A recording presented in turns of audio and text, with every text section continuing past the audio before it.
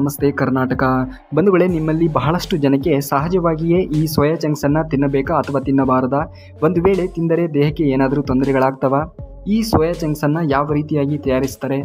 ಅಷ್ಟಕ್ಕೂ ಇದು ವೆಜಿಟೇರಿಯನ್ ಫುಡ್ಡಾ ಅಥವಾ ನಾನ್ ವೆಜಿಟೇರಿಯನ್ ಫುಡ್ಡಾ? ಇದನ್ನು ಹೆಚ್ಚಾಗಿ ತೆಗೆದುಕೊಂಡರೆ ದೇಹಕ್ಕೆ ಏನಾದರೂ ಎಫೆಕ್ಟಿವ್ ಆಗುತ್ತಾ ಎಂಬೆಲ್ಲ ವಿಚಾರವನ್ನು ಕುರಿತು ಈ ವಿಡಿಯೋದ ಉದ್ದಗಲಕ್ಕೂ ನಿಮಗೆ ತಿಳಿಸುವಂಥ ಪ್ರಯತ್ನವನ್ನು ಮಾಡ್ತೀನಿ. ಹಾಗಾಗಿ ವಿಡಿಯೋ ವೆರಿ ಇಂಪಾರ್ಟೆಂಟ್ ಆಗಿರುತ್ತೆ, ಜೊತೆಗೆ ಇಂಟ್ರೆಸ್ಟಿಂಗ್ ಭರಿತವಾಗಿರ್ತದೆ.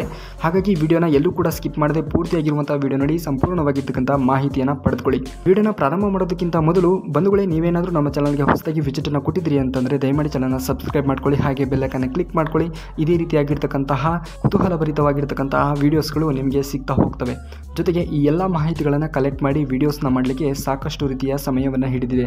ಹಾಗಾಗಿ ನನ್ನ ಪ್ರಯತ್ನಕ್ಕೆ ನಿಮ್ಮ ಮೆಚ್ಚುಗೆಯ ಒಂದೇ ಒಂದು ಲೈಕನ್ನು ಬಯಸ್ತೀನಿ ಅಷ್ಟೇ. ಕೊಟ್ರ ಲೈಕು ಈ ವಿಡಿಯೋಗೆ. ಹಾಗಾದರೆ ಬನ್ನಿ ಇವತ್ತಿನ ವಿಡಿಯೋನ ಪ್ರಾರಂಭ ಮಾಡೋಣ.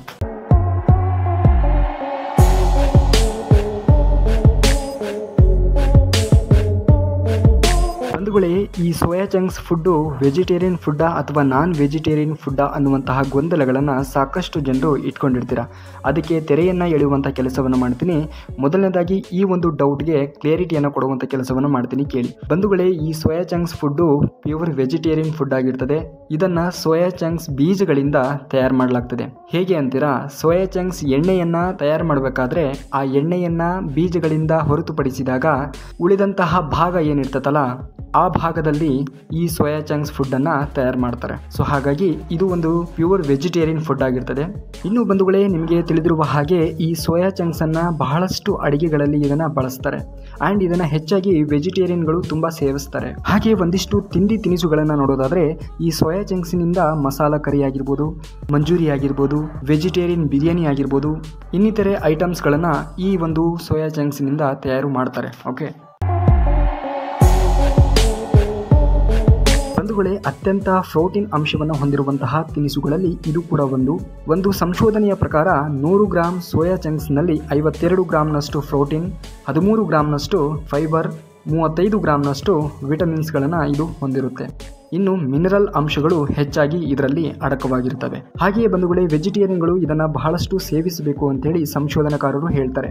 ಯಾಕಂತಂದರೆ ಈ ಸೋಯಾ ಚಂಕ್ಸ್ನಲ್ಲಿ ಕೋಳಿ ಮೊಟ್ಟೆ ಹಾಗೂ ಚಿಕನ್ ಮತ್ತು ಹಾಲಿನ ಸರಿಸಮನಾಗಿರ್ತಕ್ಕಂತಹ ಪ್ರೋಟೀನ್ ಅಂಶವನ್ನು ಇದು ಹೊಂದಿರುತ್ತೆ. ಹಾಗಾಗಿ ಈ ನಾನ್ ವೆಜಿಟೇರಿಯನ್ಗಿಂತ ವೆಜಿಟೇರಿಯನ್ನವರು ಇದನ್ನು ಜಾಸ್ತಿ ಉಪಯೋಗ ಮಾಡಿಕೊಂಡ್ರೆ ಅಥವಾ ಇದನ್ನು ಬಳಸ್ಕೊಂಡ್ರಿ ಅಂತಂದರೆ ನಿಮಗೆ ಎಲ್ಲ ರೀತಿಯ ಪ್ರೋಟೀನ್ ಅಂಶ, ನಿಮ್ಮ ಬಾಡಿಗೆ ಬೇಕಾಗಿರ್ತಕ್ಕಂಥ ಪ್ರೋಟೀನ್ ಅಂಶ ನಿಮಗೆ ಸಿಗ್ತಾ ಹೋಗ್ತದೆ ಅನ್ನೋ ನಿಟ್ಟಿನಲ್ಲಿ ಸಂಶೋಧನಾಕಾರರು ಇದರ ಬಗ್ಗೆ ತಿಳಿಸಿರುವಂತಹ ಮಾಹಿತಿ. ಜೊತೆಗೆ ಇದು ನಿಮ್ಮ ಬಾಡಿಗೆ ಅಥವಾ ನಿಮ್ಮ ದೇಹಕ್ಕೆ ಬೇಕಾಗಿರ್ತಕ್ಕಂತಹ ಎಲ್ಲ ಪ್ರೋಟೀನ್ ಅಂಶವನ್ನು ಇದು ಒದಗಿಸುತ್ತದೆ. ತುಂಬ ಕೆಲಸವನ್ನು ಮಾಡ್ತಕ್ಕಂಥವ್ರು ಅಥವಾ ವರ್ಕೌಟನ್ನು ಮಾಡ್ತಕ್ಕಂಥವ್ರು ಕೂಡ ಇದನ್ನು ಸೇವಿಸಬಹುದು. ಜೊತೆಗೆ ನಿಮ್ಮ ದೇಹದ ಖಂಡಗಳು ಬೆಳೆಯೋದಕ್ಕೆ ಅಥವಾ ವೃದ್ಧಿಯಾಗಲಿಕ್ಕೆ ಇದು ಪ್ರಮುಖವಾಗಿರ್ತಕ್ಕಂಥ ಪಾತ್ರವನ್ನು ವಹಿಸುತ್ತದೆ. ಜೊತೆಗೆ ನಿಮ್ಮ ಚರ್ಮ ಹೊಳೆಯುವಂತೆ ಮಾಡ್ತದೆ. ಇದನ್ನು ಹೊರತಾಗಿಯೂ ಕೂಡ ನಿಮ್ಮ ಕೂದಲ ಬೆಳವಣಿಗೆಗೆ ಬೇಕಾಗಿರ್ತಕ್ಕಂತಹ ಒಳ್ಳೆಯ ಪೋಷಕಾಂಶಗಳನ್ನು ಇದು ಒದಗಿಸ್ತದೆ. ಹಾಗೆಯೇ ಬಂಧುಗಳೇ, ನೀವು ಇದನ್ನು ನಿರಂತರವಾಗಿ ಸೇವಿಸ್ತಾ ಬಂದ್ರಿ ಅಂತಂದರೆ ನಿಮ್ಮ ಶರೀರದ ವೇಸ್ಟ್ ಅಂದರೆ ಬೊಜ್ಜುಗಳು ಕರಗ್ತವೆ ಮತ್ತು ಇದು ನಿಮ್ಮ ಹೃದಯಕ್ಕೆ ಸಂಬಂಧಪಟ್ಟಿರ್ತಕ್ಕಂತಹ ಕಾಯಿಲೆಗಳನ್ನು ದೂರಪಡಿಸಲು ಇದು ಸಹಕಾರಿಯಾಗ್ತದೆ. ಮತ್ತು ತಮ್ಮ ದೇಹದ ತೂಕವನ್ನು ಇಳಿಸಬೇಕು, ವೇಟ್ ಲಾಸ್ ಮಾಡಬೇಕು ಅನ್ನುವಂಥವರಿಗೆ ಇದು ಹೇಳಿ ಮಾಡಿಸಿದ ಊಟ ಅಥವಾ ಹೇಳಿ ಮಾಡಿಸಿದ ತಿನಿಸು. ಸೊ ಇದಿಷ್ಟು ಇದರ ಒಳ್ಳೆಯ ಲಕ್ಷಣಗಳು. ಓಕೆ, ಇದೀಗ ಇದನ್ನು ಅತಿಯಾಗಿ ಸೇವನೆ ಮಾಡೋದರಿಂದ ಏನೆಲ್ಲ ಎಫೆಕ್ಟ್ ಆಗುತ್ತೆ ಬಾಡಿಗೆ ಅನ್ನೋದನ್ನು ಕುರಿತು ನೋಡೋಣ. ಮೊದಲನೇದಾಗಿ ಬಂಧುಗಳೇ, ಇದನ್ನು ಏನಾದರೂ ಹೆಚ್ಚಾಗಿ ತೆಗೆದುಕೊಂಡ್ರಿ ಅಂತಂದರೆ ನಿಮ್ಮ ದೇಹದಲ್ಲಿ ಕೆಲವೊಂದಿಷ್ಟು ಬದಲಾವಣೆಗಳನ್ನು ನೀವು ಕಾಣಬಹುದು.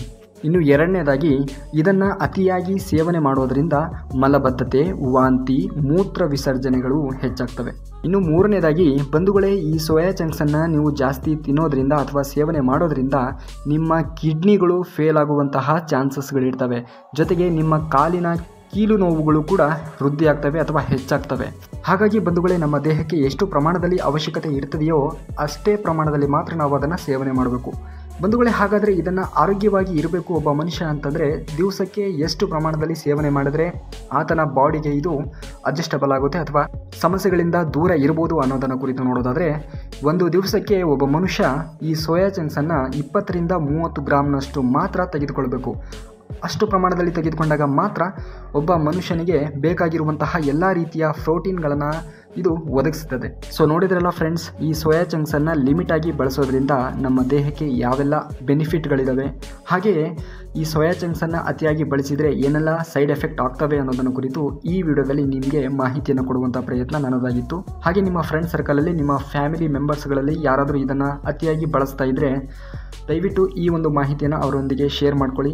ಹಾಗೆ ಬಂಧುಗಳೇ, ಈ ಮಾಹಿತಿ ನಿಮಗೆ ಇಷ್ಟವಾದರೆ ವಿಡಿಯೋಗೆ ಒಂದು ಲೈಕ್ ಮಾಡಿ, ಚಾನಲ್ಗೆ ಸಬ್ಸ್ಕ್ರೈಬ್ ಮಾಡ್ಕೊಳ್ಳಿ. ಮುಂದಿನ ವಿಡಿಯೋದಲ್ಲಿ ಸಿಗೋವರೆಗೂ ಧನ್ಯವಾದ. ಕರ್ನಾಟಕ.